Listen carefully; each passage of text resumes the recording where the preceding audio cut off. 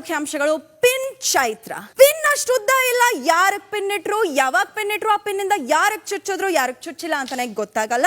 ಇವ್ರು ಯಾರಿಗೆ ಹಾಲು ಕೊಡ್ತಾರೋ, ಯಾರಿಗೆ ಹಾಲವನ್ನ ಕೊಡ್ತಾರೋ ಅದನ್ನು ಗೊತ್ತಾಗಲ್ಲ. ಇವರು ಯಾರ ಜೊತೆಗೆ 4 ದಿನ ಚೆನ್ನಾಗಿ ಇದ್ಕೊಂಡು ಚೆನ್ನಾಗಿ ಮಾತಾಡ್ತಾರೋ ಅವ್ರಿಗೆ ಈ ಬಿಗ್ ಬಾಸ್ ಮನೆಯ ಗೇಟ್ ಅಂತೂ ಓಪನ್ ಆಗೋದಂತೂ ಖಂಡಿತವಾಗ್ಲೂ ಗ್ಯಾರಂಟಿ.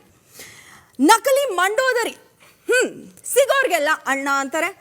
ಸೇಫ್ಟಿಗೋ ಅಥವಾ ಭಯಕ್ಕೋ ಅದಂತೂ ಗೊತ್ತಿಲ್ಲ.